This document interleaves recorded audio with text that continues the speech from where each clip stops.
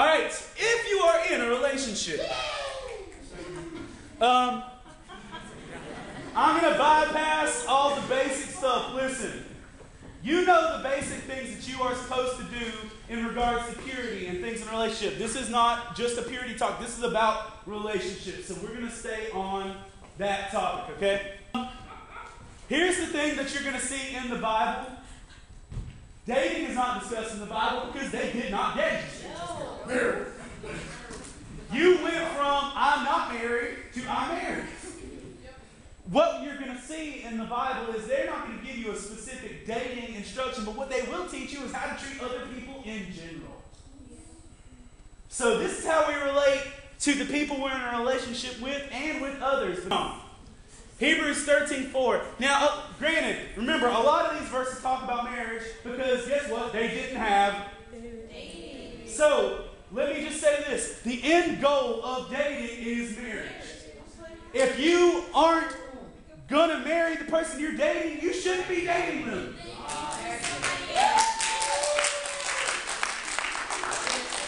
Listen, and I've been in the same place, but if you get to a point where you realize, I'm not going to marry this person, but you don't end the relationship,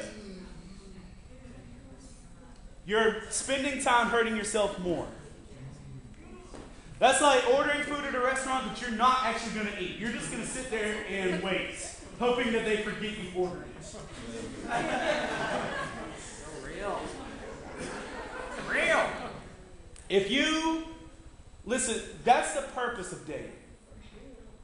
Dating is not just, if that's not the purpose of dating, the purpose of dating is saying, here, I just want to give lots of me away to someone who it doesn't belong to so that I have less to give my husband or wife. So dating is either option A, a relationship leading to marriage, or I just feel like giving all of me away. And I'm not just talking about sex, guys. I'm talking about your emotions, your hearts, moments that you share with somebody that they don't belong to. Think about this, and it's a scary thought, but imagine the day that you get married. Imagine if the people that you actually had relationships before your husband or wife actually had to stand in line with you at the altar. Now, and let me just say this. We all make these mistakes, and guess what? You are young, and I know that that doesn't sound like a good excuse, but listen. Wisdom does come with age. And for some reason, people automatically think just because you get out of high school, you know how to make great choices. No. Listen, you may make mistakes when you were young. You may make poor choices. But guess what? Today could be the day you stop. Today could be the day you start making better choices.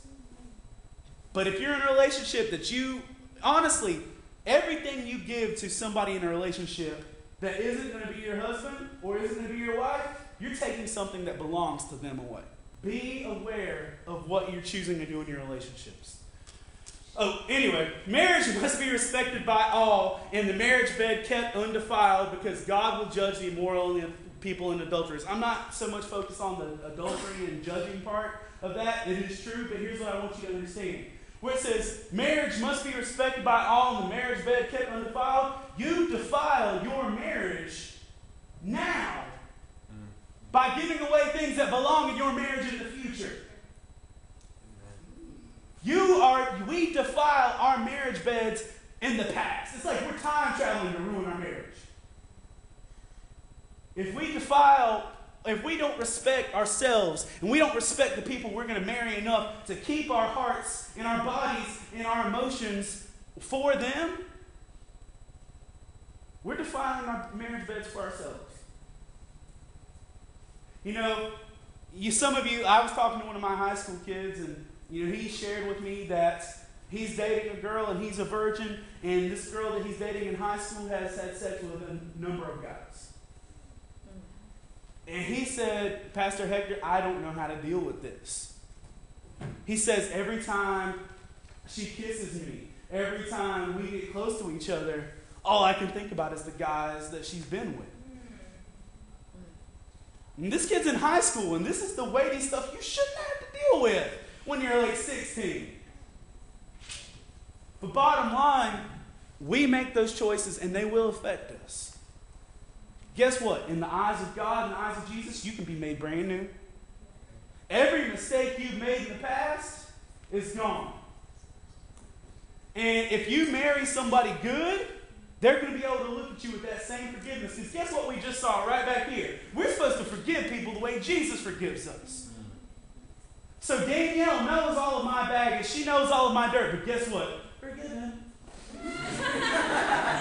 Never happened. I am clean in her eyes, even though I may not be. She forgives me. And so, just as a word of caution and as a word of advanced warning and blessing, guys, you've all made mistakes. We've all made mistakes. Make sure if you do meet somebody you want to be with, that you're willing to give them forgiveness for the same mistakes you made. Or maybe you didn't make those mistakes, but the same mistakes you thought about making. Because Jesus says if we think about it, if we lust in our own hearts, we committed adultery. Some of us just had better opportunities to sin than others. As bad as that sounds, some of us just didn't have the opportunity to sin. But you would have taken it if you had it. Moving on. Ephesians 5. Now as the church submits to Christ, and guys, I'm not on a marriage power trip with this. As church submit to Christ, so wives should submit to their husbands and everything. Listen to this. Husbands, love your wives just as Christ loved the church and gave himself for her. Your relationship should literally look like a picture of Jesus loving the church. Ladies, specifically, this is applying to you. If you're with somebody and they don't love you like Jesus, then they're not loving you the right way. Gentlemen, you should love your wife. You should be with the person you're in a relationship with. You should literally be a picture of Jesus. Bottom line, you should be in a relationship. When you're in that, you should do that in a way of Jesus. Because check it out. Gave himself for her to make her holy, cleansing her with the washing water of the word. He did this to present the church to himself in the splendor without spot or wrinkle or anything like that, but holy and blameless. Check it out. In the same way, husbands are to love their wives as their own bodies, meaning you protect them, you take care of them, you nourish them, you don't harm them. If you're doing something to somebody that you are in a relationship with, were in a relationship, or might be in a relationship with, that's emotionally damaging, shame on you. If you're doing something that hurts somebody, maybe it's manipulation, maybe you're not straight up hurting them, but you're doing something to manipulate them, shame on you.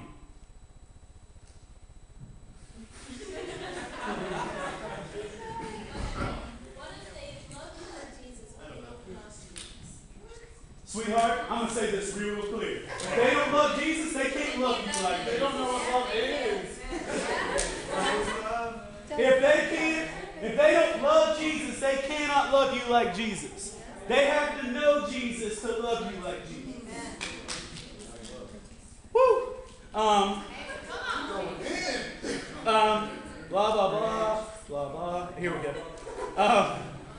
For no one who hates his own flesh but provides and cares for it just as Christ does the church, since we are members of his body. Listen, if you've ever, I know we get angry and we say mean things, but sometimes in relationships you just have people that do stuff just to hurt you. If your previous boyfriend or your current boyfriend or your current girlfriend does things that are hurtful to you, they don't need to be in your life. If they will do something to hurt you, they aren't loving you like Jesus, because Jesus wouldn't do that. Jesus doesn't roll that way, and they don't have the idea of what is right with that. Going on, this is the same continuation of this verse. For this reason, a man will leave his father and mother to be joined to his wife. The two will become one flesh. This mystery is profound, but I am talking about Christ in the church. To sum up, here we go, all of Paul's ramblings. To sum up, each one of you should love his wife as himself, and the wife is to respect her husband. Bottom line. Gentlemen, you love the woman you're with, and you treat her with complete respect, and you treat her like Jesus would treat the church. Ladies, respect the men you're with as well. And guess what? Respecting them also means respecting yourself. Amen. Because if you're not respecting yourself, you aren't respecting him. Because you're saying, please, treat me poorly. I'll take it. Respecting yourself is also respecting them.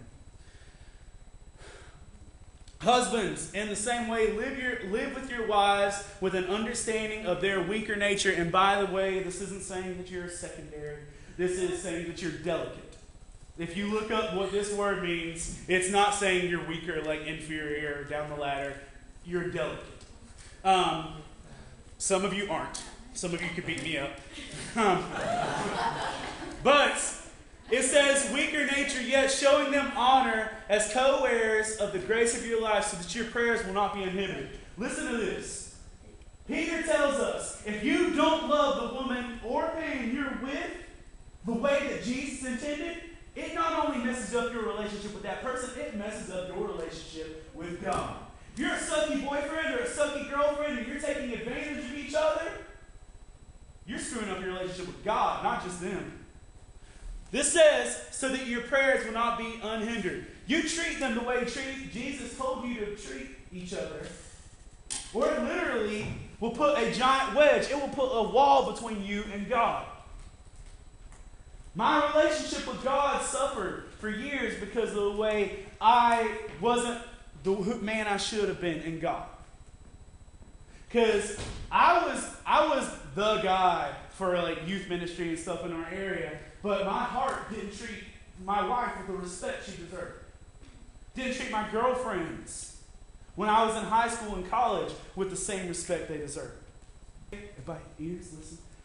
How you treat the person in your relationship directly affects your relationship with Jesus. I don't care if they're your husband or your wife or not. If you treat somebody poorly in a relationship, it will hinder your relationship with God. That means if you're in a relationship you shouldn't be in, it's going to hinder your relationship with God.